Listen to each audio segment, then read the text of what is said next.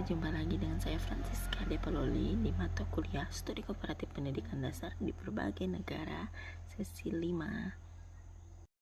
Soal yang pertama, dalam era perkembangan teknologi, informasi, dan komunikasi atau TIK, bagaimana Anda sebagai guru pendidikan dasar dapat memastikan integrasi yang efektif dari TIK dalam proses pembelajaran?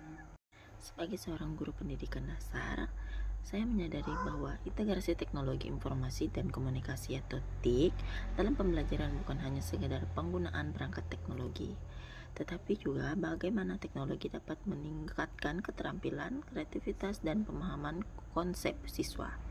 Oleh karena itu, saya telah menerapkan berbagai langkah konkret untuk memastikan pemanfaatan teknologi yang efektif di kelas saya. Selanjutnya yang kedua, sebutkan langkah-langkah konkret yang telah Anda lakukan untuk mendukung pemanfaatan teknologi tersebut dalam meningkatkan keterampilan, kreativitas, dan pemahaman konsep siswa di kelas, serta sejauh mana Anda melihat dampak positif dan tantangan dalam mengimplementasikan teknologi tersebut di lingkungan pendidikan dasar. Saya memanfaatkan media interaktif seperti video pembelajaran, animasi, dan simulasi untuk membantu siswa memahami konsep yang abstrak dalam pembelajaran sains. Misalnya, saya menggunakan aplikasi PHET Interactive Simulation untuk menunjukkan bagaimana listrik bekerja, sehingga siswa dapat bereksperimen secara virtual.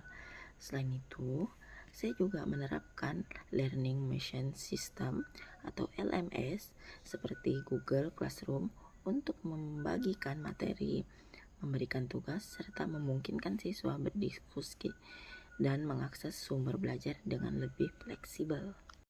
Selanjutnya, untuk meningkatkan keterlibatan siswa, saya menggunakan game edukasi seperti Kahoot, Oasis, dan Wordwells dalam kuis interaktif. Siswa menjadi lebih antusias karena mereka merasa seperti sedang bermain sambil belajar. Saya juga menerapkan pembelajaran berbasis proyek, di mana siswa membuat presentasi interaktif, vlog edukasi, atau infografis menggunakan aplikasi seperti Canva atau PowerPoint. Hal ini membantu mereka mengembangkan kreativitas serta keterampilan komunikasi dan interaktif digital.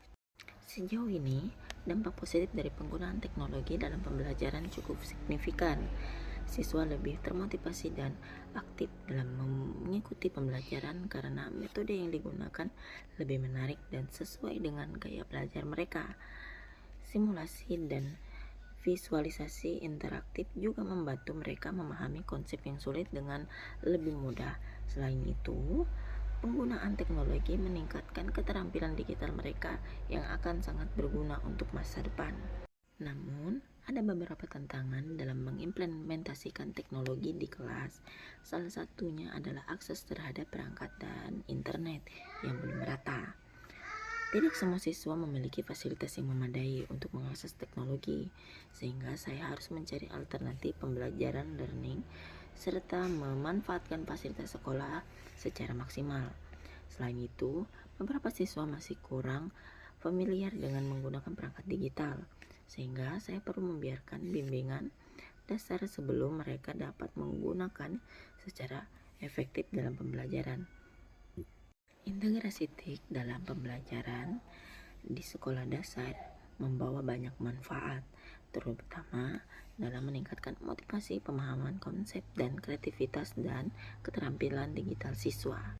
Meskipun ada berbagai tantangan, dengan strategi yang tepat, teknologi dapat menjadi alat yang sangat efektif dalam meningkatkan kualitas pembelajaran. Saya terus berupaya menyesuaikan metode pengajaran dengan perkembangan teknologi agar siswa tidak hanya menjadi pengguna teknologi, tetapi juga mampu berpikir kritis dan kreatif dalam menggunakannya untuk masa depan mereka. Baik, itu saja yang dapat saya sampaikan pada sesi ini. Sampai jumpa di sesi berikutnya.